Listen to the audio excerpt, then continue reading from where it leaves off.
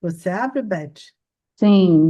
Bom, primeiro eu quero dar as boas-vindas a todo mundo aqui presente, agradecer em especial a presença do Pedro, da Cíntia, que vai mediar nossa reunião. Esse evento é promovido pela Rede de Estudos sobre Implementação em Políticas Públicas Educacionais, que é uma rede de pesquisadoras, né, de pesquisadores criada em 2014, da qual atualmente estou fazendo parte como coordenação, juntamente com o Andrew, que está aqui, com a Isa, que também está aqui, com a Ângela, que está em trânsito, voltando da Amparo, então não pôde participar hoje, e, e o nosso tema hoje, né, é os impactos das mudanças de governo e o papel das burocracias na, na manutenção do Estado. É, eu queria lembrar que esse evento, né, a RAPE Convida, surgiu durante a pandemia, no momento, né, que as reuniões só podiam ser feitas de maneira online mesmo, mas que ela ficou, né, de uma forma institucionalizada e acontece hoje 2 vezes por ano. É, então, dito isso, eu queria passar para a Cíntia poder fazer a apresentação do Pedro e a gente dar início à nossa reunião. Eu queria já pedir que todo mundo que quisesse, né, durante a fala do Pedro, colocasse perguntas, né, no chat e depois a gente abre para discussão. Cíntia, por favor. Cíntia é uma das fundadoras da rede. É, acho que eu não vou ficar me apresentando, tá tudo certo. Fica à Sou, vontade. sou uma das fundadoras junto com a Alicia, a Wanda, com nós três, né, basicamente, mas tem todo o resto que sem quem não teria nada. Mas, enfim, sem muitas delongas, eu quero apresentar o Pedro e também agradecer o convite para mediar essa mesa e pedir nessa linha também que a Carol me ajude na verificação das mensagens, porque senão às vezes fica muito rápido, né? Quando tiver perguntas, etc. Né? Porque não sei se eu vou dar conta de ficar toda hora subindo e prestando atenção na conversa. Mas eu vou pedir que quando for depois para todo mundo se colocar, que levante, bota uma mãozinha que facilita. Bom, Pedro Abramovar, graduado em Direito pela USP, mestre em Direito Constitucional pela UNB e doutor em Ciência Política pelo IESP e UERJ. Foi secretário nacional de Justiça em 2010 e ocupou diversos cargos na administração pública. Atualmente é vice-presidente do programa da Open Society Foundations e docente da FGV. É isso? Não sei se ainda é docente ou não, Pedro. Não sou Agora mais, não sou mais. não, não é mais, então tá. Desculpa. E aí é isso. A gente passa a palavra direto para o Pedro, dispensa mais apresentações. O livro é um livro muito instigante. E eu Uhum. tive o prazer de te ouvir e a Gabriela no dia do lançamento aqui no Rio. Ah, que legal. Estou lembrando, te lembrando hoje, pensando no Uhum. debate. E aí, vamos lá. Então, na palavra. Ah, tá ótimo. Primeiro, muito obrigado pelo convite.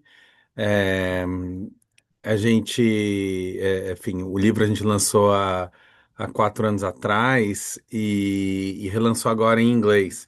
Então, estamos no momento também de fazer vários debates sobre o livro em vários países e então muitas reflexões sobre o livro. É, e muito, muito bacana poder voltar a falar, mas queria agradecer também pela provocação do tipo de enquadramento que vocês deram para a conversa hoje, que é sobre as transições de governo. Quer dizer, claro que é um tema clássico no papel da democracia, do papel das burocracias, a gente vai falar sobre isso. Mas eu nunca tinha, né, me dedicado a parar para pensar um pouco nessa perspectiva, né, no debate que a gente faz no livro. Então, enfim, feliz a gente poder fazer esse debate. Eu tive, participei de várias transições de governo, né? Eu estava bom, cheguei em janeiro de 2003, então dessa transição não cheguei a participar, mas cheguei em janeiro de 2003 no governo Lula, participei da transição do primeiro para o segundo governo Lula. Até lembro uma vez eu estava nessa história que não tem nada a ver com conceito, mas só para dar um pouco de anedota. Eu estava numa reunião na Casa Civil no final de 2006, assim, a gente conversando sobre algum tema lá na Casa Civil, e aí eu lembro que entram dois funcionários assim e tiram a foto do Lula da parede, acho que começo de 2007, provavelmente, e tiram a foto do Lula da parede e vão embora. E eu assim, gente, vocês têm algum recado para dar pra gente? Alguma coisa, alguma notícia de jornal que a gente não tá sabendo, aconteceu? Né, olha para a janela para ver se tem algum tanque, mas era só a transição de governo. Que acho que também mostra que mesmo dentro de uma mesma gestão, troca a foto, troca o ministério, tem uma importância grande desse momento. Participei da transição de 2010 para 2011 também, saí do governo, e vamos falar aqui da minha saída do governo em 2011, no comecinho de 2011, e fui da equipe de transição agora em 22, né? Então também acompanhei essa transição. Então, de fato, assim, enfim, fico feliz de poder falar sobre isso, mas com e acho que até outro, quer dizer, além disso, eu confesso que na posição que eu estou agora, né, tanto na Open Society, tanto como vice-presidente global como antes, como diretor da América Latina, eu tive muitas conversas com governos em transição em muitos países, né? E um dos pontos que eu vou defender aqui é que esse é um dos momentos mais férteis da democracia, que a gente aproveita muito mal, né? A transição de governo. Principalmente sociedade civil e qualquer pessoa que tenha enfim, vontade de incidir em políticas públicas, mas também a burocracia, vamos falar um pouco disso. Eu pensei, quer dizer, como o convite foi para falar do livro nessa perspectiva, eu pensei, a gente tem mais tempo do que em geral eu tenho para quando a gente fala assim no lançamento, ou esses debates que a gente tem feito sobre o livro agora, para falar. Eu pensei em falar um pouco sobre o livro, sobre os conceitos que a gente trabalha no livro, contar um pouco dos casos que a gente conta no livro, e depois fazer essa relação com os processos de transição, e aí depois a gente abre para perguntas, enfim, vendo alguns nomes conhecidos aqui, muita gente, enfim, que eu quero muito ouvir vocês também, né? É, então, o livro é um livro escrito, né, pela Gabriela Lota e por mim, um livro que é estruturado em cima, tem uma reflexão teórica, tema da burocracia, né, da tensão entre política e burocracia, entre, né, políticos e burocratas, entre técnica e política, né, e acho que uma ideia de valorização da política que é colocada no livro. Mas ele é estruturado a partir de algumas histórias, né, que a maioria delas que eu vivi pessoalmente, nesse período em que eu passei pelo governo, e que vão mostrando essas tensões, né? A gente mostra que tem momentos em que que a gente parte dessa ideia de que a- né, o livro chama Democracia Equilibrista. Foi curioso quando a gente traduziu para o inglês, não tem essa palavra equilibrista em inglês, né? Então teve que ser democracia na corda bamba. Mas acho que as duas imagens dão essa imagem da qual a gente está trabalhando, e acho que é bem importante essa ideia de que não é sobre democracia equilibrada, é sobre democracia equilibrista. Essa tensão que existe entre os políticos e os burocratas, entre a visão técnica e a visão política, ela é uma tensão que está o tempo inteiro em conflito, e é quando a gente consegue lidar com esse equilíbrio que acho que em geral saem as ideias mais férteis, mais promissoras, mais produtivas do ponto de vista de políticas públicas, né? É, e é interessante, assim, eu comecei a escrever o livro sozinho, estava lá escrevendo a partir dessas, né, histórias, tentando ver como histórias, mas muito o meu impulso para escrever o livro era um pouco a maneira como uma burocracia, e principalmente cada vez mais fortalecida a partir das políticas de reforma do Estado, do governo Lula, de valorização da burocracia, de aumento de concurso público, aumento de salário, etc.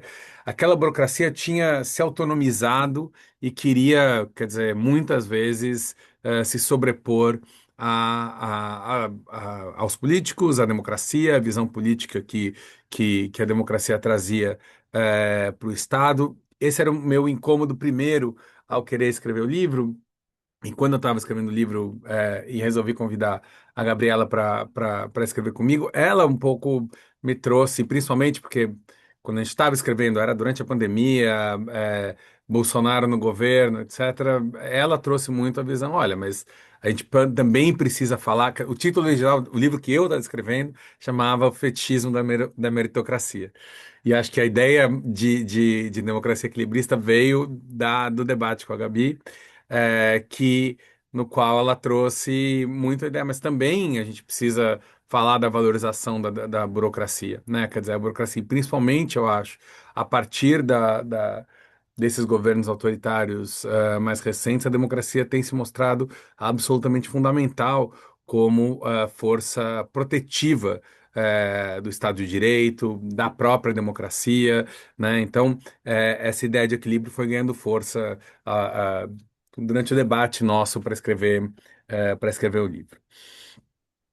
Então, o livro ele é estruturado justamente em momentos em que a burocracia quer se sobrepor à política e os problemas que isso traz, quando a política quer se sobrepor à burocracia ou à técnica ou à expertise, né? E a gente trabalha um pouco nesses dois conceitos, acho que são tensões diferentes, mas que estão presentes, e podemos falar mais disso depois nas perguntas. Mas quando a política quer se sobrepor à técnica, e mostra também casos de equilíbrio entre os dois, quando isso pode avançar. Então, eu pensei aqui em contar alguns desses casos, porque aí vamos navegando essas tensões a partir disso, e depois fazer a relação disso com o tema de transição de governo. O primeiro exemplo é o exemplo de quando a gente estava escrevendo a Lei de Acesso à Informação. Eu estava no Ministério da Justiça, eu era, na época, secretário de Assuntos Legislativos, então tinha, entrou, né, a responsabilidade de escrever legislação que tivesse relação com o Ministério da Justiça, e a gente estava naquele momento, o Brasil não tinha uma lei de acesso à informação, a gente tinha, vários países já tinham, etc., a gente ainda não tinha, então estava era uma determinação política, né, de avançar e de escrever essa lei. É, o Ministério da Justiça, a Controladoria Geral da União e a Casa Civil, da Dilma na época na Casa Civil, muito favoráveis ao avanço da lei, a que a lei fosse a mais, né, digamos assim, aberta e progressista possível. É, e uma das questões, né, que a gente tinha que decidir para fazer a lei era qual era o prazo para que uma coisa pudesse ficar sigilosa, né? Qual era o prazo? Se aquilo ia ter um prazo determinado, qual ia ser esse prazo, e ou se não ia, se ia ter o que na época a imprensa chamou de sigilo eterno, né? Ou seja, se haviam coisas, documentos públicos que deveriam ficar em sigilo, que poderiam ficar em sigilo para sempre. É, enfim, esses ministérios que eu falei que estavam, né, eram contra o sigilo eterno e é, o Ministério da Defesa e o Itamaraty queriam um sigilo eterno, né, era essa disputa dentro do governo. Então, eu me lembro, né, teve uma reunião onde a gente estava discutindo isso e aí o Itamaraty, principalmente, enfim, mas apoiado pela defesa, mas principalmente o Itamaraty, dizendo, olha, não pode ter, tem coisas que realmente nunca podem ser reveladas, e a gente, bom, mas que tipo de coisa, né? Qual o argumento para isso?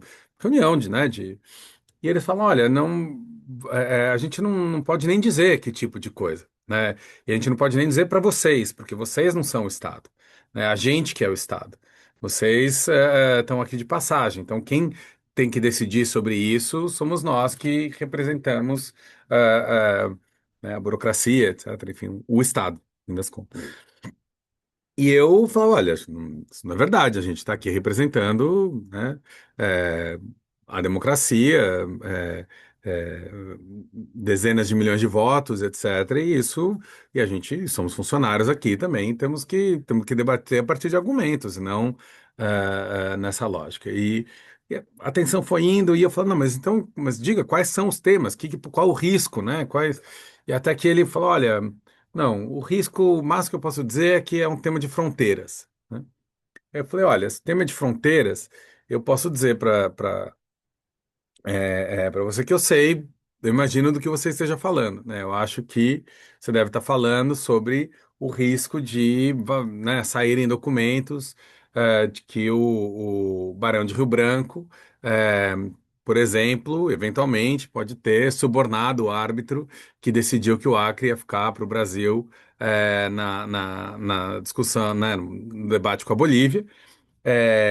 E se é esse o caso, olha, acho que a gente possa, do ponto de vista, sendo, né, funcionário aqui do Ministério da Justiça, garantir que o Brasil não tem nenhum risco de perder o Acre ou de mudar suas fronteiras por causa disso, de algo que aconteceu há mais de um século atrás. Quem tem risco de perder alguma coisa, talvez, é o Barão de Rio Branco, que pode perder o seu lugar como herói na história, mas acho que os brasileiros têm o direito de conhecer seus heróis. Bom, aquilo deu né, acabou a reunião naquela hora que eu falei aquilo. No dia seguinte, o, o, o ministro interino, que era Samuel Pinheiro Guimarães, foi para casa do Tarso Genro, que era umas 7 da manhã, para pedir, para reclamar de mim, dizer que eu tinha falado mal do Barão de Rio Branco numa reunião, que eu precisava. Eu tive que me explicar na sala dele, depois posso contar essa. Foi uma conversa mais surreal ainda, mas talvez não para os propósitos do nosso argumento aqui. Mas eu acho que ali o argumento central é essa ideia, quer dizer, de você ter, não importa quem estava certo, se deve ou não ter, mas essa ideia de que você ter funcionários que falam, olha, há temas em que a democracia não pode penetrar. Vocês que estão aqui como políticos, apesar de representarem, né, o governo eleito, etc., governo, né, vocês não têm direito a debater esse tema. Esse é um tema que cabe só aos burocratas, né? É, a gente não pode compartilhar com você nem os argumentos, né? Então, para mim, esse é um momento da burocracia tentando se sobrepor à política. Tem um outro exemplo que aí é menos burocracia e mais acho que esse debate sobre técnica e política, né? Eliane fez Que é cobrado justamente quando a minha mensal. saída do governo, né? Que eu fui demitido pela presidenta Dilma no comecinho do 10 dias de governo, 11 dias de governo Dilma. É, e que foi, eu tinha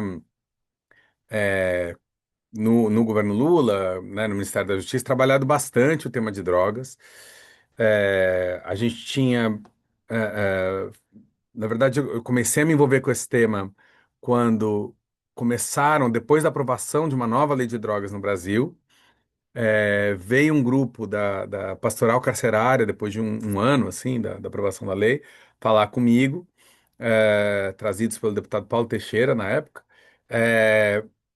para dizer, olha, tá chegando aqui um novo tipo de preso que nunca tinha chegado antes nas prisões, que a gente não está entendendo o que está acontecendo, gente que não tem nenhuma passagem pela polícia, gente que não fez nada, e era o impacto da nova lei de drogas. A lei de drogas tinha sido alterada, em tese era para ser uma mudança mais progressista, que não punia o usuário. Na prática, o que estava acontecendo é que o judiciário estava tratando usuários, se fossem negros e se fossem moradores de favela, como traficantes. Né? A mudança na lei abriu espaço para isso acontecer. Bom, a gente fez uma pesquisa, né? Abriu, era um processo que a gente tinha na época lá, um projeto chamado Pensando Direito, edital, pesquisa foi a FRJ, a Luciana Boatê, que era a pesquisadora que foi selecionada, fez a pesquisa, mostrou os dados, era avassalador, assim, de fato, mesma quantidade, mesmo caso, se a pessoa fosse branca, não recebia pena, se fosse negra, era colocada como traficante, e aí tinha uma pena muito alta, né? Se fosse morador de favela, decisões de juiz dizendo explicitamente, essa pessoa, apesar de ter pequenas quantidades, né? Como é morador de favela, tem que ser tratado como traficante, etc. Então, tinha todo um trabalho de produção de dados, de né, construção dessa ideia e tal. E aí eu defendi na época que e aí a gente conseguiu fazer um trabalho no Supremo. O Supremo decidiu que pessoas com pequenas quantidades de drogas podiam ter penas alternativas, porque a lei, mesmo se fossem encaixadas como traficantes, né?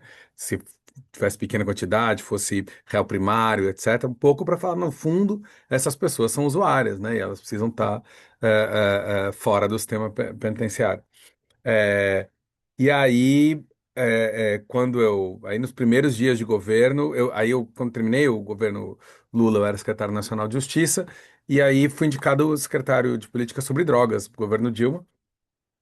E aí, o Eduardo Cardoso, que era o ministro, da Justiça, tinha dado uma entrevista uma coisa que ele tinha falado que alguém perguntou, mas ministro, o senhor aceita debater o tema da legalização das drogas? Ele falou, debater eu aceito. Aí sai, ministro, quer debater o tema da legalização das drogas. Aí ele fala, Pedro, vai lá, dá entrevista sobre o tema, vamos mudar a pauta, tal. E aí eu dei entrevista com as propostas de secretaria e uma delas era essa, que era algo que eu já tinha falado antes, que é, olha, a gente precisa discutir se não cabe uma lei para deixar claro que pessoas com pequenas quantidades de drogas réus primários, né, que elas possam não que elas possam receber pena alternativa. Porque hoje o Supremo já autoriza isso, mas só quem consegue chegar no Supremo que está tendo esse benefício, e está uma situação muito injusta, no Brasil. Eu dei essa entrevista para vários jornais, mas um deles foi o Globo, que estava sem notícia na época. Os outros jornais falaram: Pedro, isso é um negócio que você já tinha falado antes, não é nem notícia e tal. Mas aí o Globo estampou assim foi a manchete do Jornal do Dia: governo quer liberar pequenos traficantes.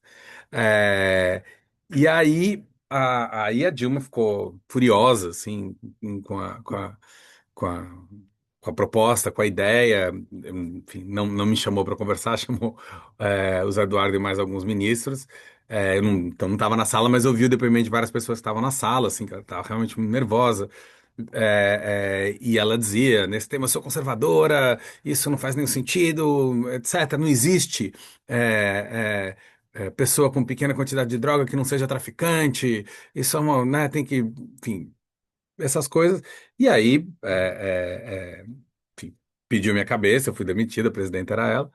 É, e para mim esse é um caso também, claro, de que, quer dizer, onde tinha evidências, construção, um monte de gente da área, né, juízes, etc., defendendo a posição, e houve uma impermeabilidade completa para o argumento técnico, nesse caso, pela presidente da República. Então aí, claro, um caso onde acho que a política quer ignorar, né, o que ou a burocracia ou os argumentos técnicos, né, estão sendo produzidos.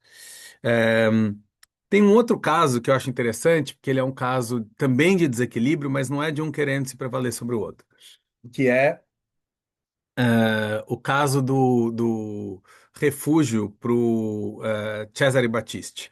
Não sei quantos aqui lembram dessa história, foi uma história muito forte e presente no segundo governo Lula. O governo concedeu refúgio para o Cesare Battisti, que tinha sido condenado por homicídios e terrorismo na Itália. É, a avaliação do governo é que o processo tinha sido é, é, persecutório contra ele, injusto, né, é, o governo francês tinha concedido refúgio para ele na época do Mitterrand. Esse refúgio, quando mudou o governo da França, foi revogado. Ele foge para o Brasil, pede o refúgio e o refúgio é concedido. O caso foi um caso de assim grande para quem, de novo, acho que vários de vocês lembram, mas para quem não lembra, foi assim muito, muito estrondoso. O impacto afetou profundamente as relações Brasil e Itália, né? Enfim, realmente foi muito complicado.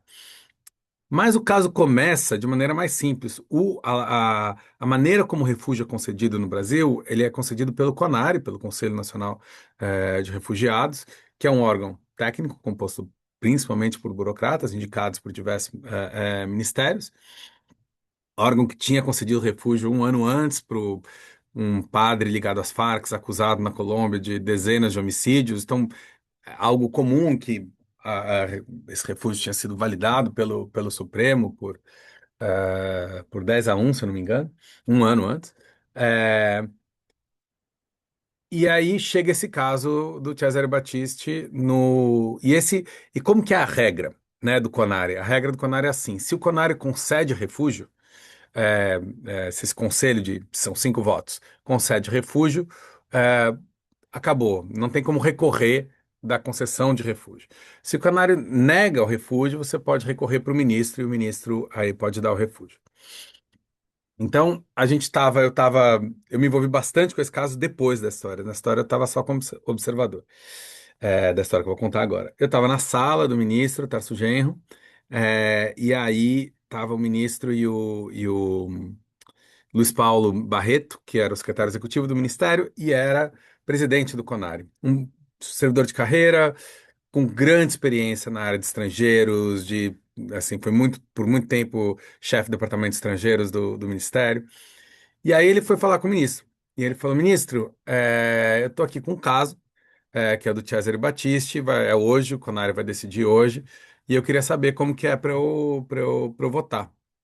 E o Tarso ainda não tinha se apropriado desse caso. O Tarso, depois, para quem lembra da história, virou o grande defensor do refúgio do Cesare, foi ele que concedeu o refúgio do Cesare Battisti, mas assim, foi um grande tema que marcou bastante a gestão. Mas cá entre nós, isso aconteceu depois dele passar um tempo na França, uma viagem que ele fez para a França, conversou muito com a esquerda francesa, que era muito defensora do Cesare Battisti, e pediram muito por ele, mas nessa época ele não estava ainda apropriado do caso.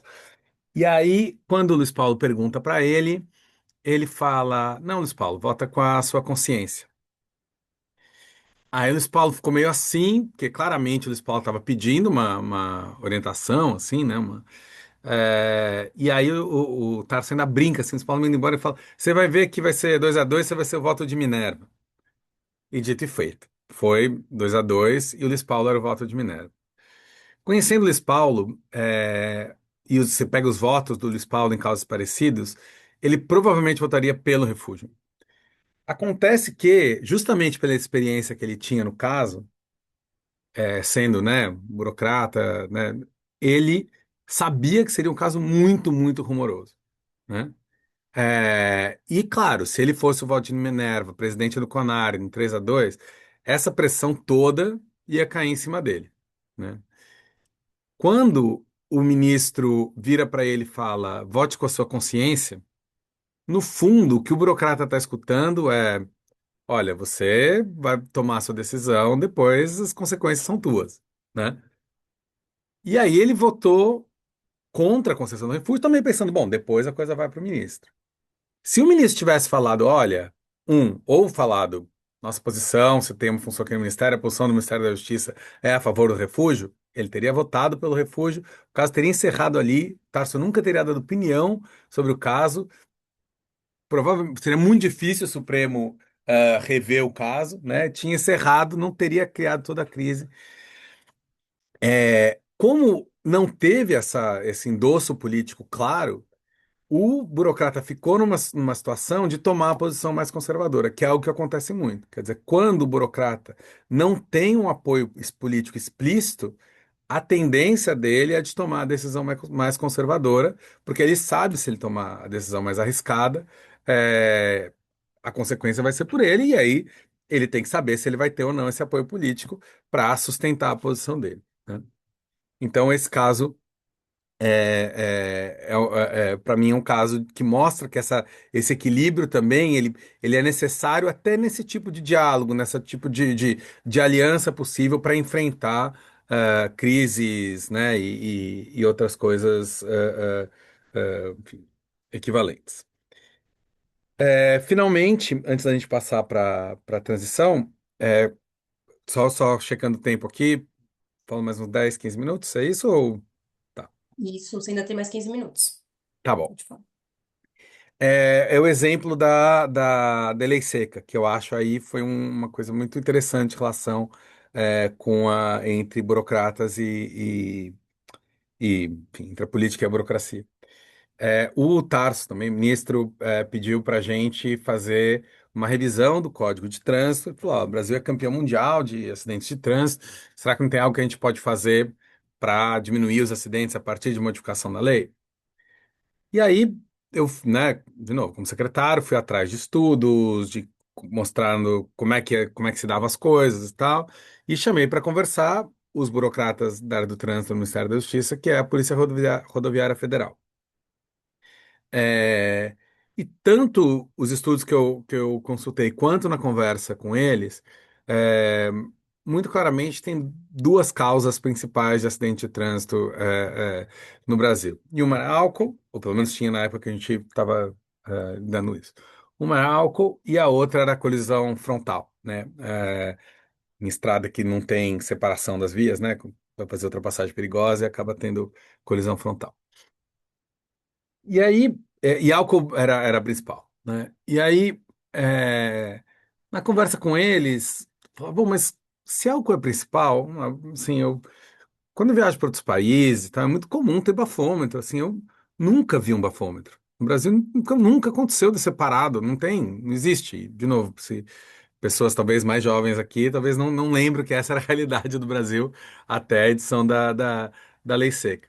De fato, a gente foi checar, havia naquela época dois bafômetros no Brasil inteiro.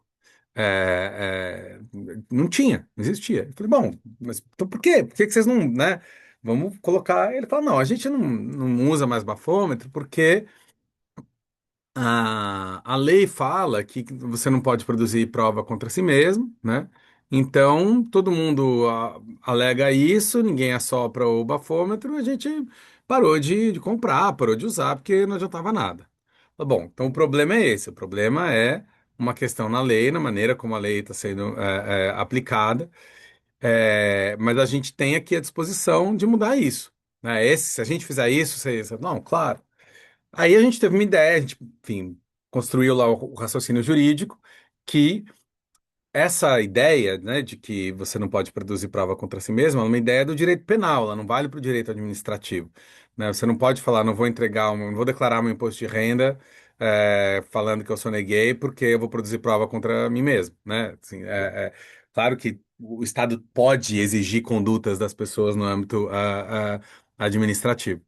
É, então, a gente falou, bom, até a solução que seria melhor é, vamos descriminalizar o álcool em direção, que se não for crime, você pode pedir, mas isso não seria muito popular. Então, o que a gente falou, não, vamos criar uma multa para a pessoa que se recusa a, para pessoa que se recusa a soprar o bafômetro. Então, tudo bem, você não vai produzir prova, você não vai ter nenhum efeito penal para isso, mas se você se recusar a soprar o bafômetro, você leva uma multa, e a multa qual é? É a mesma de dirigir embriagado, você perde a carteira, a multa mais alta, né? Enfim, tudo isso. É, e aí, essa pequena mudança na lei, né, que criou essa nova infração de trânsito, que é se recusar a fazer o bafômetro, foi o que abriu possibilidades a gente voltar a comprar bafômetro, de voltar a ter blitz, né, de criar, no fundo, de alterar profundamente a cultura de beber e dirigir no Brasil depois disso. E foi muito a partir dessa aliança, de uma vontade política, quer dizer, de precisamos mudar a lei, precisamos fazer algo, a burocracia sozinha tinha desistido do assunto, né, digamos assim, mas de olhar para a burocracia e falar, mas peraí, por que que isso está acontecendo, né, e de fazer a pergunta que nunca tinha sido feita e a partir daí construir uma solução conjunta, né, então acho que esses momentos de equilíbrio para mim são os momentos que a gente pode ter soluções bastante virtuosas. Bom, e como que isso se relaciona no tema da transição de governo? A burocracia na transição de governo, ela tem um papel clássico, né, que é o papel de é, quase que permitir que o governo, quer dizer, ela é quase uma premissa da democracia. Se a gente vai alterar quem governa a cada 4 anos, você precisa ter uma estabilidade da gestão da máquina pública, do controle das informações, etc. E isso é dado pela burocracia. Se a gente trocasse todo mundo a cada 4 anos, a gente ia voltar para o zero a cada vez que você tivesse uma transição. Então, toda a literatura fala muito desse papel. É, mas eu queria colocar aqui papéis novos que acho que podem ser observados agora. Primeiro, como eu disse no começo, a transição de governo, na minha opinião e na minha experiência, é um dos momentos mais férteis da democracia. Porque a campanha eleitoral, ela é um momento, muitas vezes, de muito cinismo, né? Quer dizer, as pessoas aceitam fazer propostas que estão relacionadas a ganhar a eleição, né?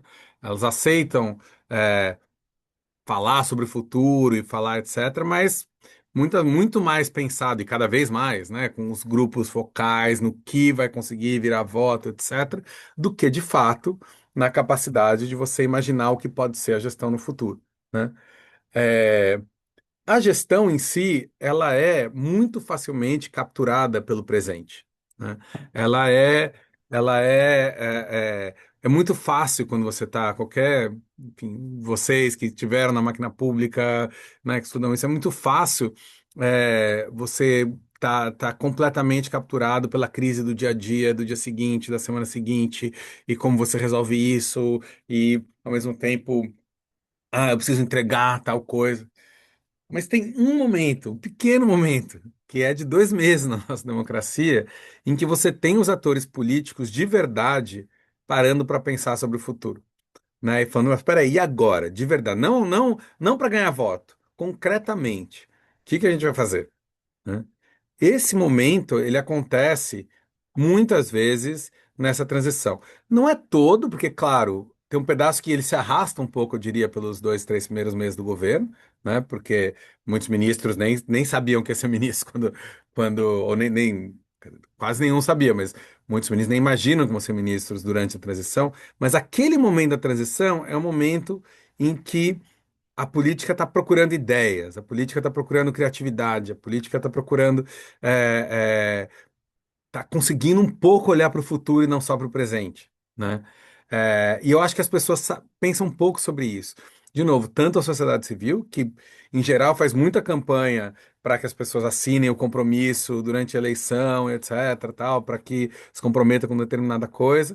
é, mas quanto.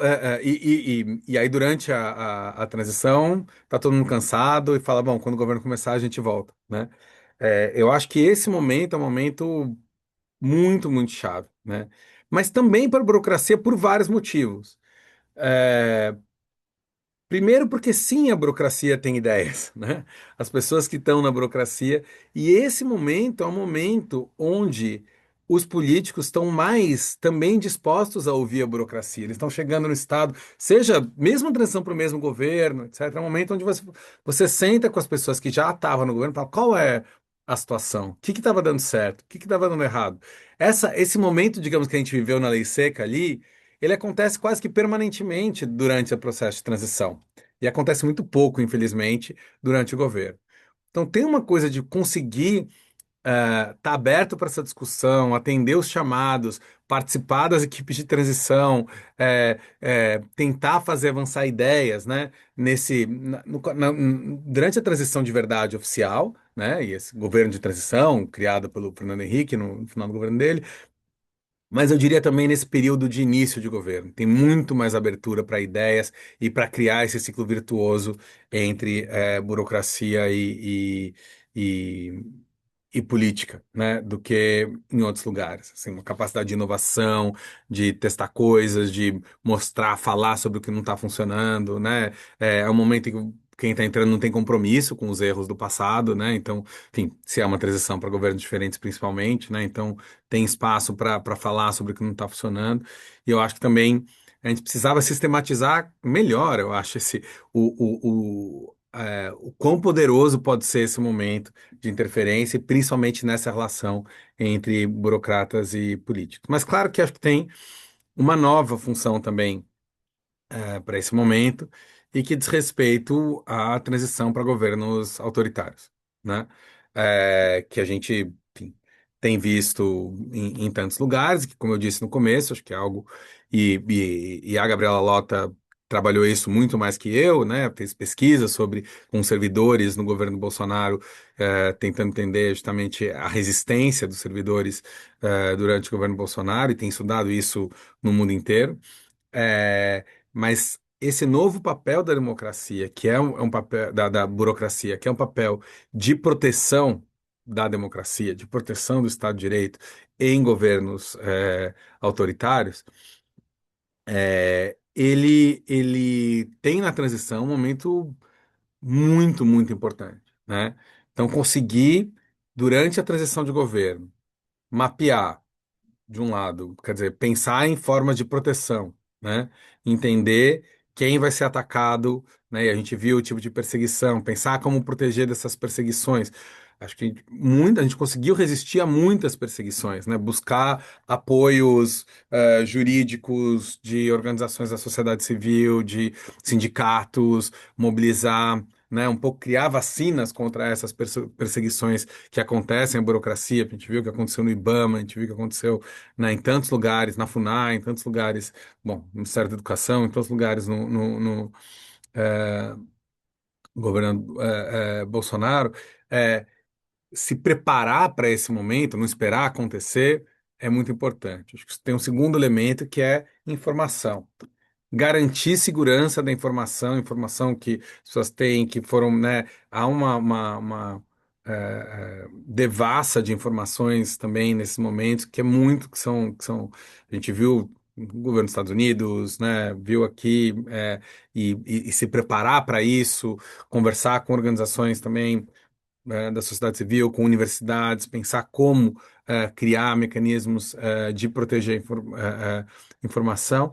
E acho que também na transição é muito importante, que a gente viu durante o governo Bolsonaro, que a gente viu no governo Trump, principalmente esse segundo governo Trump, eh, foi muita gente sendo pega de surpresa, né? Pelo tamanho do ataque às instituições, à burocracia, né? Essa estrutura, do Estado.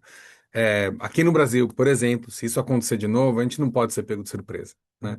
Então, a preparação, a partir do princípio que isso vai acontecer, criar essas redes informais, né? Que conseguiram se proteger, pensar para onde as pessoas têm que ir dentro da máquina pública, como conseguir, como ter estratégias de compartilhamento de informação, de acionar redes de proteção e de pensar, olhar as estratégias que foram exercidas durante o governo Bolsonaro no Brasil e em outras burocracias, em governos autoritários, que foram tão importantes na resistência para conseguir proteger a democracia durante esse período, tem que ser algo, né, a partir do dia um, né?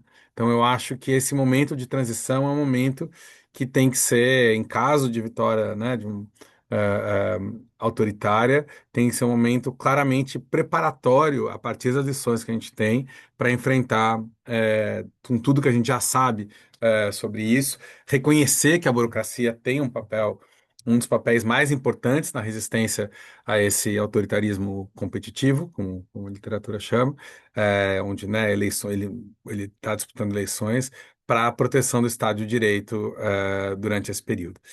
Então, eu acho que para mim olhando, né, a partir dessa chave, acho que tem olhar dessa tensão entre política e burocracia e com os riscos atuais que a política traz para a democracia, nessa ideia de uma construção equilibrista, a transição é um período particularmente importante, tanto do ponto de vista da capacidade de inovação, de criatividade, quanto do ponto de vista da resistência democrática nos contextos mais contemporâneos.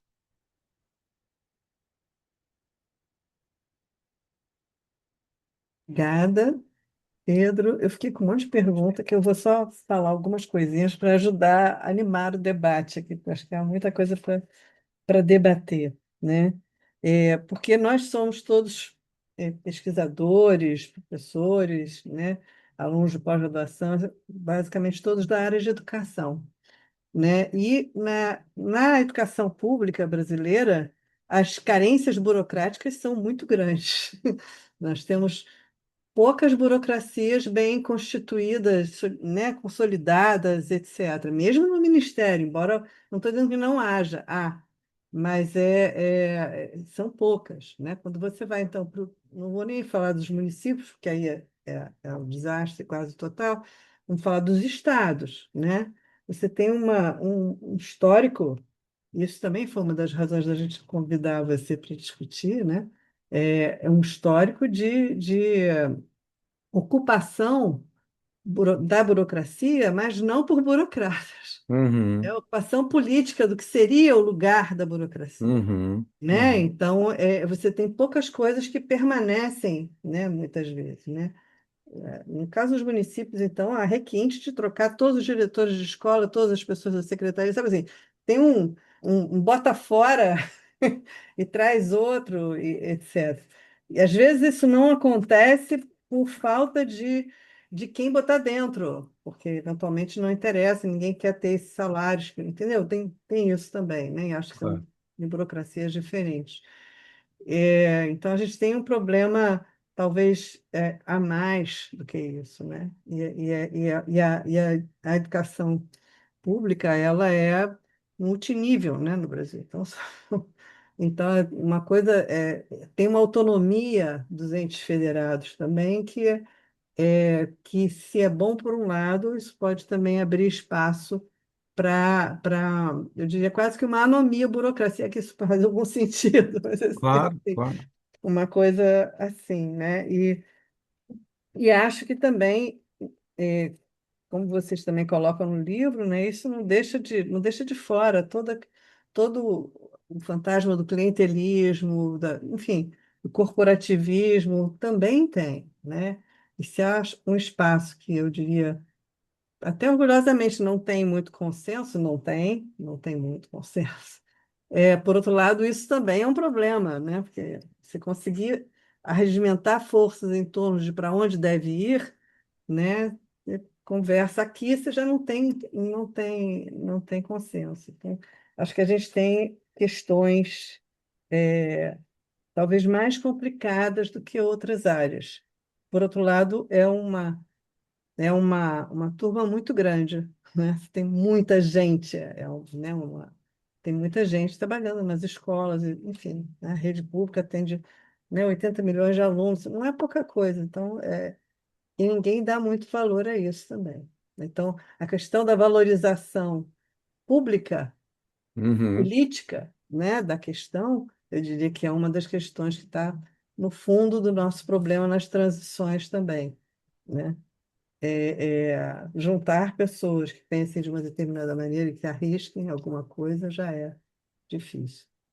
Bom, então, isso é só para provocar e agora vamos acolher as perguntas do grupo. Podem fazer pergunta aqui no chat, também podem, por enquanto ainda não tem nenhuma, podem levantar a mão, a gente passa a palavra.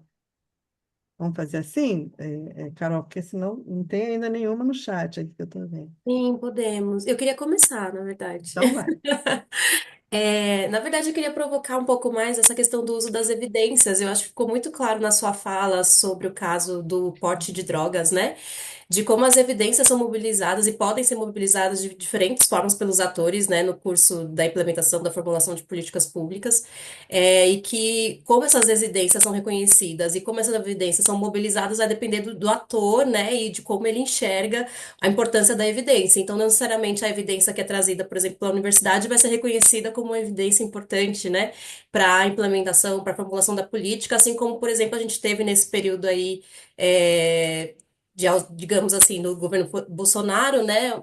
é, Aí eu trago um exemplo, ele trazendo a cloroquina como uma evidência científica, né, de que aquilo funcionava e, enfim, implementando uma ideia, né, uma política, inclusive, né, a disseminação de que usar a cloroquina ia fazer algum resultado a partir disso. Então, como as evidências podem, enfim, ser mobilizadas e que isso não depende necessariamente, o valor atribuído à evidência, ele é muito relativo, eu acho que essa é uma primeira questão. E a segunda questão vai um pouco na direção. Eu queria que você falasse um pouco mais sobre isso, então, né, sobre as evidências. E aí a segunda questão vai na direção do que a Cintia apontou na educação. A gente tem essa questão, né, de que essas transições elas têm uma permeabilidade um pouco mais ampla. E aí também tem uma coisa que eu tenho pesquisado muito e tenho visto, que é não só a questão da ausência de concursos, né, como também, quer dizer, a transição de governo, né, então a primeira coisa são as eleições que naturalmente acontecem em transições, como a própria Uhum. ausência de concursos públicos, né, nessas redes, que muitas das vezes têm contratos temporários, então você vai tendo, né, a cada 2 anos trocas muito mais substantivas nessas gestões e também nessas equipes, tanto do nível de rua como do médio escalão, né? E como isso afeta muito as políticas públicas educacionais. Então, enfim, só queria provocar também mais o debate a partir dessas duas questões. Obrigada. Vamos reunir mais uma ou duas? Leisa, tá, pode falar. Obrigada. Boa tarde a todas e todos. Muito prazer. Meu nome é Leísa. Eu sou professora de Química do Instituto Federal do Rio de Janeiro, né? Estou aqui participando. Obrigada pelo convite, né? Do Laed, da Naira, da Beth. Muito prazer a todos aí. E um prazer ouvir você, né, Pedro? Então, a minha área de pesquisa, né, é basicamente estudar, né, essa relação das questões de gênero, das políticas de gênero e diversidade sexuais dentro, principalmente da rede federal, né? E aí, assim, eu tô, acho que talvez no cerne da briga, né, máxima aí né, dessas tensões, né, da extrema-direita com a ala progressista.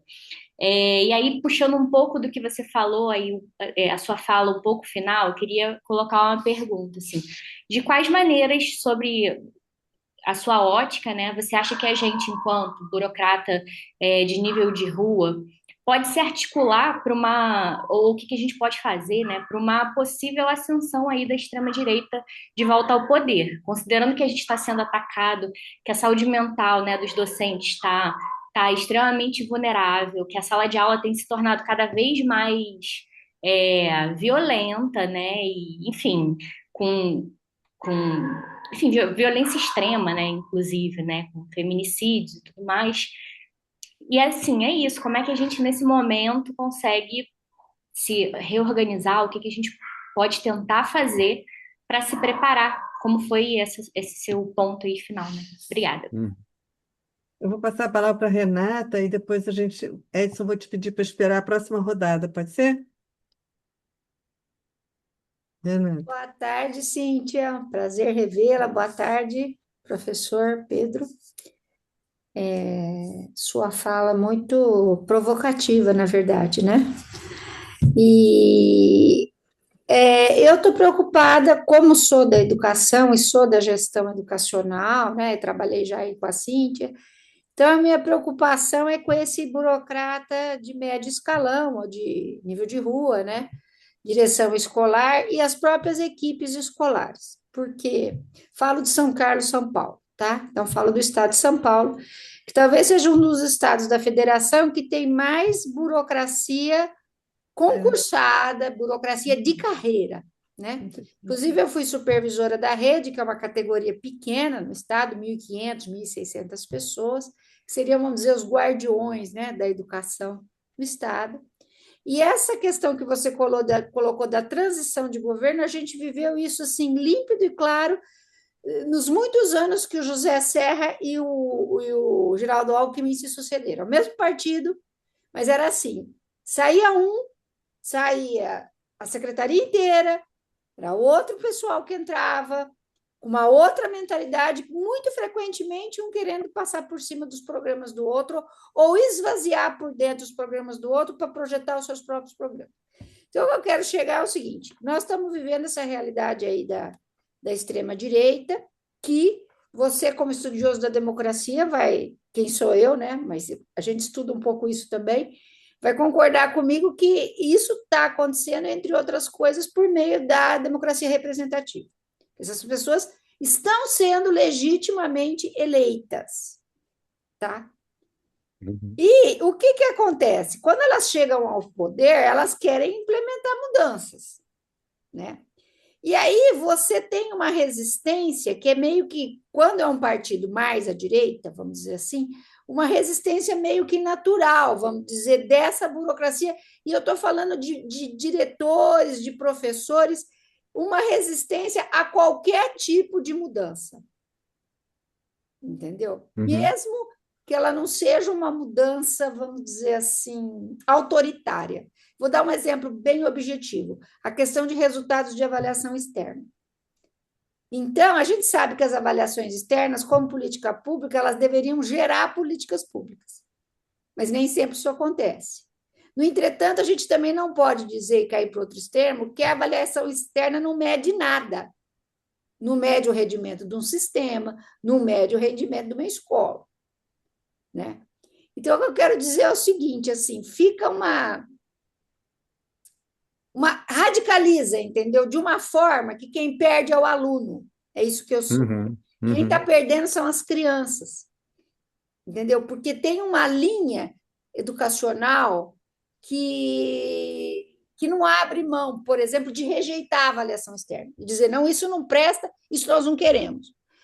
Mas, por outro lado, não existe sistema educacional sério no mundo que não tenha algum tipo de avaliação. Então, eu queria que você analisasse um pouco essa questão de quando a burocracia ela se cristaliza um pouco. E eu acho que, nesse sentido, ela se distancia da democracia. Uhum. Bom, Pedro está com a palavra, depois os outros a gente vai na próxima rodada. Vamos lá. Maravilha. Não, obrigado pelas perguntas.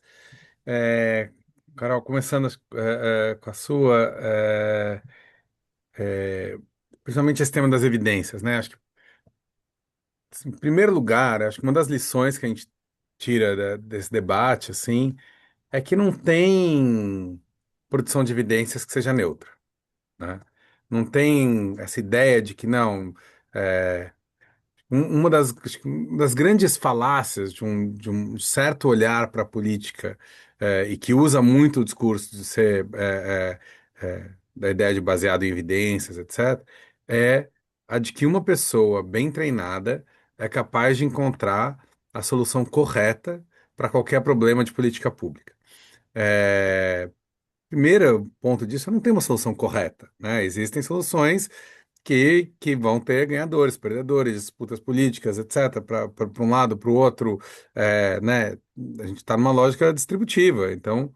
É, então a ideia de evidências, ela é claro que ela é fundamental para qualquer pessoa que vai fazer política pública, ela precisa fazer política pública baseada em evidências, sem dúvida. O problema é quando isso vira a substituição da política. E aí, acho que tem dois problemas. Um, porque de fato pode ser antidemocrático, eu virar e falar, não importa a sua opinião, porque eu tenho um dado aqui que diz isso, aquilo e aquilo, né? A opinião do outro sempre importa. Pode questionar o dado, pode questionar a premissa, pode questionar o fato de que você está querendo resolver o problema errado. Tem muitas maneiras de que você pode debater aquilo, né? É, mas ela também, então assim, se de um lado ela pode ser é, autoritária em si, é, mas ela também pode, e ela quase sempre mascara relações de poder, né, de quem produz, de como se fala, né? Mas é evidente que a gente precisa, é, na hora que vai construir o debate público, ele precisa conseguir ser a partir de um diálogo onde que todos possam participar desse diálogo. E aí, claro, a ciência tem um elemento muito importante. Mas acho que a lição que a gente tira é que quando tiver uma disputa entre a ciência e a política sempre vai ganhar. Então, se de um lado isso até pode ser positivo, porque é uma visão positivista da democracia, e olha só, né? Ainda mais no momento de IA, para quê formulador de política pública se a IA pode. Se a IA melhorar um pouquinho, não precisa mais servidor público, né? Não, claro que não, porque a função da burocracia e da política não é só encontrar a solução correta, é encontrar os consensos, é trazer as pessoas juntos, é ter uma capacidade criativa de imaginar novos futuros, e isso vai além das evidências. Então, assim, a gente precisa conseguir precisa saber que só evidências, é, se a gente for só se basear em evidências, provavelmente tem um lado de autoritarismo nisso, e precisa saber que se você for confiar demais nas evidências e o outro for confiar na política, o outro vai ganhar. A arte é você conseguir usar as evidências de maneira mais ampla, democrática possível para fazer boa política, né? E para conseguir construir, a partir das evidências, narrativas que tenham a capacidade de inspirar as pessoas, de trazer mais gente para o seu lado, de, né, conseguir mostrar resultados, etc. Então, acho que esse é, para mim, um pouco é isso, as armadilhas que eu sou. Tudo que eu fiz, tem um exemplo aqui, acho que tem no livro, se não achar outros, e tudo que eu fiz é sempre muito baseado em evidências. Mas acho que o que eu aprendi é que a gente precisa ir muito além disso. A evidência é um pequeno instrumento necessário para produzir políticas públicas de qualidade. Mas no fim das contas, a política importa mais. É, Acho que né, em vários lugares apareceu aqui esse tema das trocas amplas de burocracia, ainda mais na área da educação, ainda mais, quer dizer, as trocas, se as trocas no topo da burocracia são fundamentais, né, e a gente e eu defendo muito e sou muito contra uma visão de um pedaço da burocracia no Brasil de que é, é melhor ter altos cargos da administração na mão de pessoas com concurso público. Acho esse um argumento que não faz nenhum sentido. O fato de alguém ter passado num concurso público não legitima a pessoa para ser ministro, ou secretário executivo, ou secretário, mas sem dúvida legitima para ocupar os cargos de burocracia média. E aí, nesses casos, quer dizer, não ter espaço, claro. Desde espaços que representem, né, progressão na carreira, etc., né, ocupar cargos, que é importante para o servidor público, mas você não tem uma burocracia que não troca o tempo inteiro, a máquina inteira, a cada mudança de gestão, é absolutamente fundamental. Agora, no fundo, o debate aí, e aí, claro, de novo, o livro fala bastante, como a Cíntia disse, sobre o tema de clientelismo, sobre as maneiras de captura do Estado, né, e o fato, e a gente. Quer dizer, a Constituição de 88, ela trouxe a participação como um elemento novo, né, que se soma ao clientelismo, ao corporativismo, ao insulamento burocrático, né? A burocracia de qualidade, ela surge muito cedo no Brasil. O clientelismo sempre existiu, né? Mas a participação, ela se soma, né, a esses padrões ou gramáticas que já existiam antes, né? Ela não substitui. Então, tem um lado que a gente precisa conseguir pensar como é que a gente aproveita a participação e o novo impulso democrático que a gente tem desde 88 para lidar com os outros padrões, para fortalecer, enfim, fortalecer o avanço de políticas públicas. E, em geral, quando a gente consegue ter uma aliança com uma burocracia arejada para isso, isso funciona bem. Mas acho que também é muito importante pensar que, no fundo, tem um debate, que é um debate primordial aqui, que é um debate sobre o papel do Estado, né? E que acho que um dos problemas que a gente teve no debate global sobre democracia, acho que o Brasil nem foi tão afetado, foi um pouco afetado por isso, mas no debate global sobre democracia dos anos 90 até 10 anos atrás, diria, é que se criou quase que uma equivalência entre neoliberalismo e democracia, né? Então, assim, democracia são espaços onde o Estado não tem a capacidade de colocar suas garras na vida do cidadão, etc. Não, calma, são duas coisas completamente diferentes, né? Democracias que produziram e entregaram resultados de transformação social, principalmente no pós-guerra, né, enfim, na história do mundo, são democracias com um Estado muito forte. Então, tem um lado que é o debate que a gente faz sobre o jeito como se trata a burocracia, do jeito como se não valoriza esse espaço, o jeito como você pode trocar completamente, o jeito como você substitui burocratas para os sistemas privatizados de ensino, né, e que vão ser, né, uniformizados para toda a educação, etc. Isso tem a ver não menos com uma discussão sobre burocracia, sobre democracia, mas sobre privatização do Estado mesmo, né, sobre captura, sobre não acreditar que o Estado tem a capacidade de transformar. Essa tensão é uma tensão muito importante, porque um discurso que vem, e é por isso que o Trump, que não tem de jeito nenhum uma visão é, neoliberal sobre o mundo, com as tarifas, com, né, a visão dele protecionista, com, né, muitas maneiras que. Mas ele carrega do neoliberalismo essa ideia anti-burocracia, né? E que rapidamente só recebe uma aderência de um pedaço do mercado, dos economistas, etc., que tem um certo, assim, preferia que não fosse tão autoritário, mas se para isso a gente estiver acabando com o Estado, a gente topa o autoritarismo, né? Essa é a história das nossas elites no Brasil, assim, né? Uma coisa não é que eles são profundos, não é que o Bolsonaro é o candidato dos sonhos dele, não é. Mas se o Bolsonaro cumprir o papel de corroer o Estado por dentro, né, e de usar isso para transformar. E aí não só o Bolsonaro, aí pode ser qualquer governador, pode ser, né, enfim, que vai fazendo isso. Aí tem um aplauso como se isso fosse eficiência. Então, eu acho que aí o debate sobre essas trocas é, de, de, de, de gestão, etc., tem que ser um debate sobre gestão pública que passe pela valorização do Estado, porque todo debate sobre gestão pública, que é feito no âmbito dessas consultorias privadas que dominam muito o debate sobre eficiência pública, etc., ele é um debate que, no fundo, tem por premissa que o Estado não é capaz de transformar a sociedade, que a gente só vai transformar a sociedade se tiver menos Estado. E aí, claro, se troca ou não troca. Se ele estivesse fazendo uma análise de uma empresa, evidentemente eles seriam contra a troca de todos os diretores, né, de área e de média burocracia quando trocam o presidente da empresa. Mas quando eles olham para a administração pública, não sobe um alerta de algo profundamente ineficiente, né? Enfim, mas é porque tem um ataque à ideia de um Estado forte, né? É, aí também respondendo, enfim, algo pergunta enfim, da Renata, e aí, especificamente no tema da avaliação externa, eu acho que esse tema é, ele entra muito acho que nesse debate assim sobre como que a gente faz o debate político sobre isso, né? É, quando isso é feito de fora para dentro, como ó, sem construir, é necessário fazer, essa é a única maneira.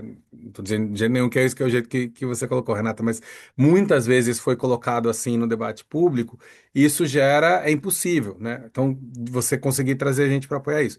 Ao mesmo tempo, é evidente que tem, e aí o livro critica muito isso, existe um pedaço da burocracia que consegue se articular politicamente dos estados só para se proteger, né? E aí enxerga, e aí, bom, isso no judiciário, etc., em vários lugares é muito claro, mas o peso dos sindicatos, né, e das associações de funcionário, etc., que muitas vezes se articulam para pautas, que são pautas que, no fim das contas, tem um impacto pequeno de proteção real aos servidores, mas que reforçam essa ideia corporativa, etc. Mas aí, de novo, tanto de um lado quanto do outro, para mim, são problemas políticos, não são problemas de o que que é melhor para o servidor, o que que é melhor para a educação. É como a gente consegue construir apoio político suficiente e narrativas que possam trazer às pessoas consensos políticos em torno da ideia para conseguir vencer o corporativismo e vencer também uma ideia de, claro que tem gente que quer usar isso de novo para diminuir o Estado, para diminuir, né? Então acho que esses debates que são importantes aí. E sobre como a burocracia de rua pode se articular, acho que de muitas maneiras. Primeiro, é, atualmente, por exemplo, nos Estados Unidos, a gente tem visto muitos sindicatos, associações de servidores públicos se articulando nesse sentido de proteção contra as medidas, né, o DOGE, medidas autoritárias, etc. Tem um lado de precisa fazer política, né? Assim, e tem, mas a gente viu e aí acho que vale muito ler o artigo da Gabriela Lota sobre isso. Tem um livro também que saiu muitas estratégias de servidores públicos de resistência. Quer dizer, a gente precisa, isso precisa ser compartilhado, precisa ser conversado, precisa ser trocado. Quer dizer, quais são as estratégias de resistência? Como você, né? Isso tem que estar na agenda da articulação política dos servidores nesses processos, principalmente de mudança de governo. Essa agenda política dos servidores, ela é muito menor, na minha opinião, do que ela deveria ser, dado o risco para os próprios servidores que a gente vê com esses governos. Eu vou passar a palavra. Agora temos o Edson Cris, obrigada, Pedro. Fátima, não sei se tem mais alguém, sim, mas se tiver, eu vou pedir só que falem enquanto eles estão falando para a gente poder já depois incluir logo depois, tá bom? Edson e Fátima. Oi, boa tarde, pessoal. Boa tarde, Pedro. Tudo bem? A gente se conhece lá da Maré Aquiliniana, né, Pedro? E aí eu queria aproveitar essa análise que você fez, né, da questão da privatização do Estado, porque citei a Maré porque eu trabalhei muito perto da SME aqui no Rio, né? Nas questões da educação na Maré, principalmente, e inclusive minha tese de doutorado tem a ver muito também com essa questão da escola pública, enfim. E eu pude perceber, acompanhei a CME por mais de 10 anos, enfim, vi algumas mudanças por dentro, e pude perceber como que um outro ator, além burocracia da política, também se fez muito presente, você fala um pouco disso agora há pouco, que é o mercado. E na educação a gente sente com muita força isso, porque não é só reivindicar agora a diminuição do Estado via ideologia política neoliberal, mas é se apropriar do Estado para fazer política pública. Então, hoje você tem corporações muito fortes, institutos, instituições muito fortes, que passam a se colocar dentro de secretarias de educação, aí não só do Rio, enfim, a gente tem outros exemplos, e essas corporações passam, inclusive, a influenciar a política pública. E a própria burocracia, em determinados momentos, adota a linguagem dessas corporações. Então, isso para mim é muito sério, porque não é só negar o Estado, mas é aproveitar por dentro para criar políticas públicas. E daqui a pouco você tem hoje determinados temas e discussões dentro do Estado que estão tão naturalizadas a partir do mercado que até para fazer contraponto a elas fica difícil, porque elas viraram rotina nas secretarias, principalmente, né? Enfim, então, eu queria aproveitar que você tratou um pouco agora há pouco dessa coisa da privatização do Estado, mas se você puder também, né, se você viveu isso das transições, porque me parece que transição também abre para o mercado, para esses interesses muito fortes, que ora se alinham com a burocracia, ora se alinham com a política. Então, acho que o mercado aí hoje é muito forte e a gente sofre muito isso na educação também, né? Então, acho que é um tema importante para a gente tratar também. Se você puder falar um pouco, eu agradeço. Fátima, obrigada, Edson. Fátima, apareceu. Então, não sei. A gente não Você tá quer vendo. responder? Respondendo. Peraí. Fátima? É. Responde, Pedro. Depois a Tá gente vê bom. se a Fátima aparece. Legal. Não, eu acho esse tema fundamental, assim, e para mim tem um dos temas que acho sempre importante a gente reforçar, é quando a gente pega, por exemplo, a avaliação, né? É muito, é muito comum essa tentativa de exportar mecanismos de avaliação do setor privado para o setor público, né? Mas tem uma falha essencial nisso.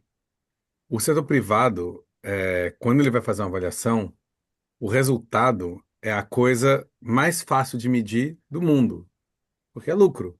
Você pode colocar muitas maneiras de processo, né, intermediários de avaliação, pode dizer que o objetivo de uma empresa é gerar acesso aos consumidores. Não, o objetivo de uma empresa é gerar lucro, né? Se não gera lucro, os acionistas vão derrubar o CEO.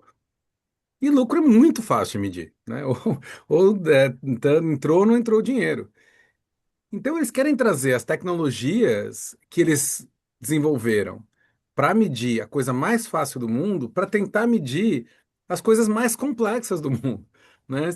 A gente vai medir na educação, aí eles falam, não, não, então vamos medir, né, pelo número de alunos, vamos medir pelo quanto alfabetização ou PISA, mas a gente está avaliando as externalidades positivas e negativas, né? Como é que qual o impacto da evasão escolar nas outras áreas, então se eu priorizo a evasão, todos os debates que vocês fazem, né, muito tão bem, são tão mais complexos do que o que qualquer empresa de avaliação tem que fazer para avaliar se uma decisão dentro de uma empresa deu certo ou deu errado, né? Que eu acho que esse para mim tá além dos interesses específicos, acho que é um dos pontos centrais a gente falar.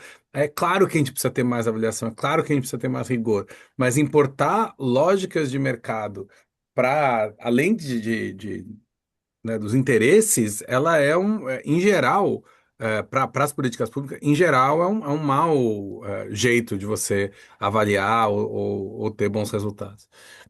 Além disso, e aí eu recomendo muito é, o livro da Mariana Mazzucato, que chama The Big Con, é tipo esquema, sacanagem, né, em inglês, e ela faz essa trocadilho com as consultorias, né, que são sobre as grandes empresas de McKinsey, KPMG, enfim, as grandes empresas de consultoria, e ela vai mostrando como essas empresas criaram um negócio de substituir a capacidade do Estado, né, e executar políticas públicas em diversas áreas.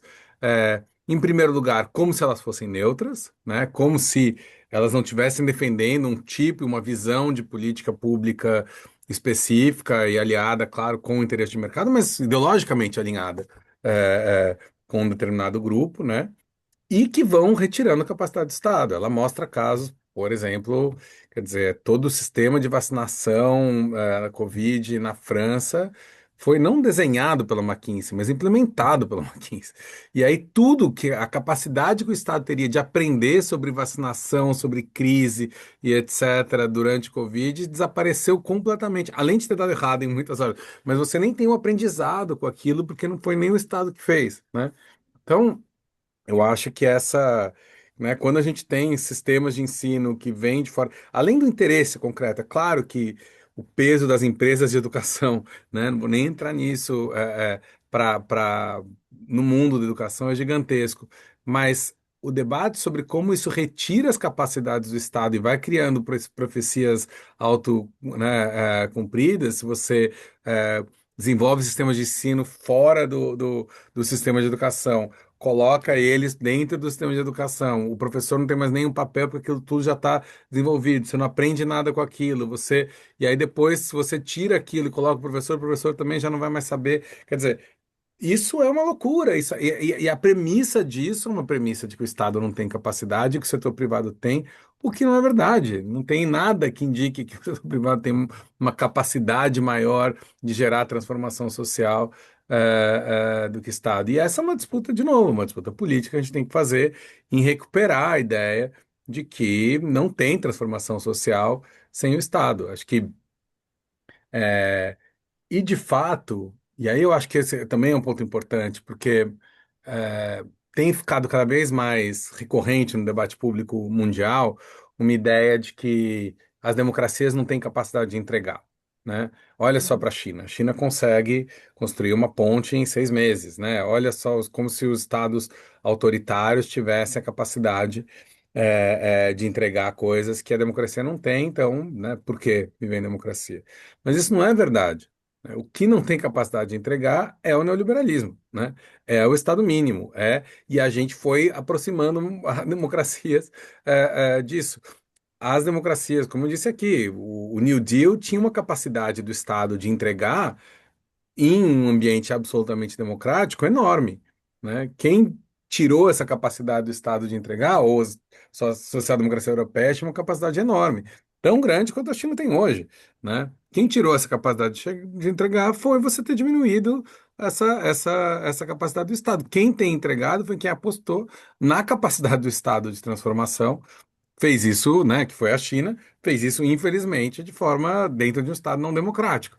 Mas não é verdade que o Estado democrático não pode produzir isso. Ao contrário, a gente tem muitos exemplos, acho que essa, no fundo, é das grandes disputas do nosso tempo. Uhum. Fátima, eu vou te passar a palavra de novo, cara. Agora você botou no chat, mas eu queria que você mesma falasse, se fosse possível. Você quer que eu leia? Eu leio. Ela está dizendo que gostaria que você falasse sobre a interferência que parece cada vez maior dos parlamentares na organização da burocracia estatal e na captura do financiamento. Isso é um fato da maior importância, né? O estado do Rio de Janeiro, que é um caso típico, tem ainda o crime organizado atuando fortemente no estado, com Uhum. grande alinhamento com o mercado. Ela está sem som e sem imagem, é por isso. É. Por isso que ela não consegue. Então, pronto, mandou. É, eu acho que também Obrigada, tem Fátima, pela questão. muitas dimensões disso, né? Sem dúvida, uma das maiores é o fato de que durante ali o governo Temer, o governo Bolsonaro, se aprovou, né, você aprovou, implementou o orçamento impositivo, e aí a partir disso você foi criando essas ideias das emendas é, obrigatórias, né, onde o governo é obrigado a a executar a emenda de cada um dos parlamentares e foi aumentando o tamanho dessas emendas no orçamento. O poder quer dizer, o orçamento, o Congresso controla para emendas individuais, sem nenhuma discussão de impacto de política pública, etc., um tamanho de orçamento que é o tamanho do orçamento de investimento do governo federal, né? Isso não é sustentável. O país não. E aí, o que me choca é como essa discussão de mercado, olha, quando vai discutir o tema de gastos públicos, etc., vai para cortar no aumento do salário mínimo, etc. Não vai para cortar no tamanho das emendas. Não tem uma mobilização do grande debate público com o peso do mercado financeiro, coloca tanto peso em tantas agendas para diminuir, para enfrentar o Congresso nesse tema das emendas. Porque, claro, eles capturam um pedaço disso, isso vai para as obras, isso vai para uma série de coisas que importam para esses grupos. Então, primeiro tem esse macro tema, que é um tema recente na democracia brasileira, não a existência de emendas, mas o tamanho, a proporção, né, é, desse poder do Congresso no orçamento, que impacta diversas áreas, certamente impacta a educação, né, que de repente você faz uma obra num lugar que não tem nenhuma relação, que não faz nenhum sentido, aumenta desigualdades, etc., num dinheiro que deveria estar indo, que não tem nenhuma avaliação, não tem nenhum debate, não tem nenhuma discussão sobre né, como aquilo está sendo aplicado. E claro, acho que aí tem outro debate, que é o debate de como os parlamentares definem os cargos, etc., como isso é composto. E que esse debate, se eles estão muito vinculados, porque no fundo o poder dos parlamentares cresceu muito por causa dessas emendas, porque eles que trazem o dinheiro para os prefeitos, né? Então o parlamentar sustenta a reeleição do prefeito com meio dessas emendas. De novo, isso não acontecia, isso é um fenômeno muito recente, né? Principalmente em cidade média. Podia acontecer em cidade muito pequena. Em cidade média para grande, isso é uma novidade. O prefeito se elege por causa. Antes era o deputado que se elegia por causa do prefeito. Agora o prefeito se elege por causa do deputado, né? E aí ele tem um poder nessas pequenas gestões, etc., né, nos pequenos cargos, que é porque o prefeito depende dele, né? É, isso também distorce profundamente a, a, a capacidade de gestão. Finalmente, aí a questão do crime organizado, aí enfim, acho que podia falar só disso aqui, mas eu acho que isso é muito grave, né?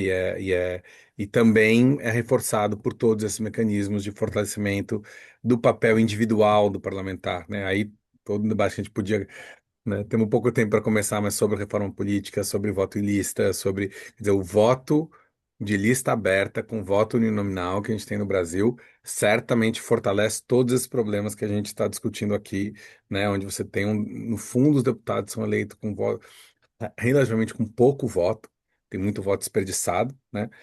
Em tese, o voto vai para o partido, mas as pessoas não sabem disso, então as pessoas estão votando num candidato, acham que estão votando no candidato, na verdade estão votando no partido, e esse candidato, como ele precisa de pouco voto, ele pode concentrar todo o seu esforço de eleição com captura de emendas, aliança com os prefeitos. Então, toda essa lógica favorece muito o clientelismo e a captura do Estado.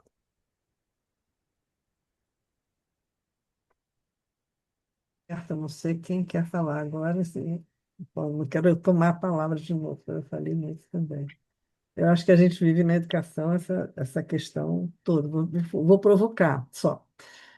Eu acho que a gente tem uma questão da relação com o conhecimento na educação que não tem, historicamente, valorizado o conhecimento acumulado de baixo para cima, inclusive, né, da escola sobretudo, não na secretaria.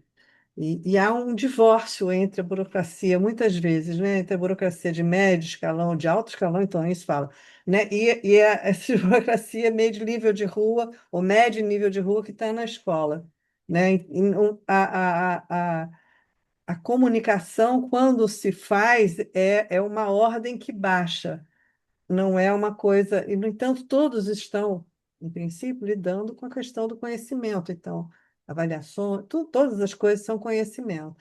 E, no entanto, a desvalorização da profissão diria eu, que caminha para e passo com a desvalorização do conhecimento, porque quem trabalha com conhecimento Claro. também não vale a pena. E aí a gente tem uma engrenagem do mal, literalmente, né, que prevalece no campo educacional de uma maneira brutal, brutal. E isso vai também aí, eu quero chamar a atenção da questão da responsabilidade das poucas burocracias que você tem, que tem uma coisa mais, não, como é que eu vou dizer, mais como burocracia mesmo, no caso das universidades, especialmente as universidades públicas, os IFES, etc. Essa rede pública federal, estadual, raramente municipal, né, de ensino superior, que goza de critérios um pouco mais homogêneos, né, de Uhum. entrada, de saída, de alocação de verba, etc. Não é um paraíso, mas essa rede também não tem ajudado muito pouco, né, que se faça uma mudança nesse estado de coisas. Mas isso é só para provocar. Não sei se alguém quer, ou Não, você. eu concordo totalmente. Eu acho que tem esse tema das capacidades estatais, né? E que é muito fácil substituir por essa visão de mercado, por consultoria, mas que no fundo não tem, de novo, não tem o Estado.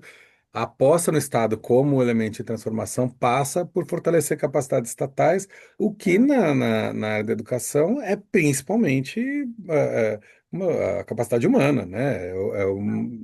Que vai conseguir ter o aprendizado, vai conseguir entender o que está acontecendo e aprender com os erros e passar isso adiante e, e, e dar, né, receber os inputs, mas voltar para dizer que aquilo tal não está funcionando, né? E a desconfiança dessa burocracia, ela é uma desconfiança no fundo da necessidade de capacidades estatais.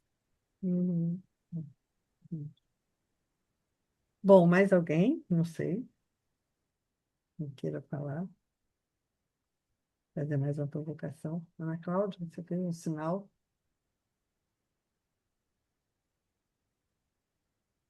Enfim.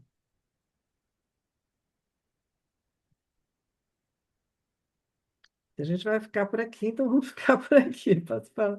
Não vou fazer mais provocações ainda. Eu acho que a gente tem uma questão de capacidades estatais muito séria e de até pouca tradição burocrática. Inclusive, tem poucos estudos sobre essas burocracias, no caso da educação, de secretaria, de regionais de ensino, etc. Tem muito poucos estudos.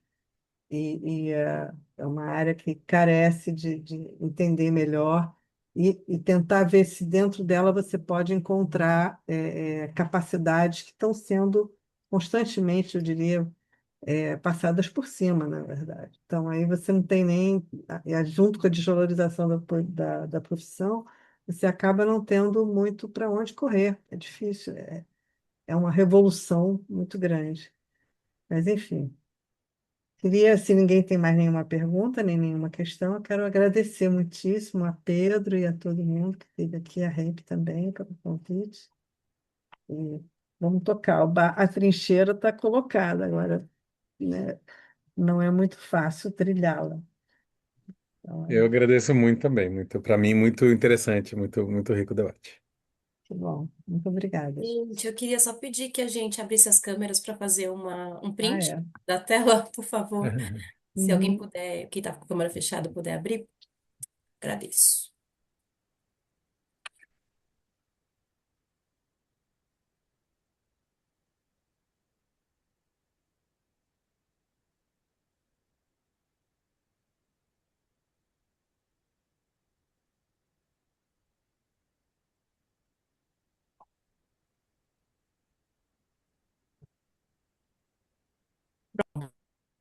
Oi, gente, deu certo. Tá É que bom. tem tanta gente que tinha duas telas para fazer print. Tá certo. Então, tá bom. Tchau, tchau. Gente, Muito tchau, tchau. Boa obrigada, viu? noite para todo mundo. Obrigado. Obrigada a vocês também. Obrigada, Obrigada. Tchau, Pedro, mais gente. uma Boa vez. Obrigada, noite. Até a Carol. próxima. Tchau, tchau. Obrigada. Tchau, gente.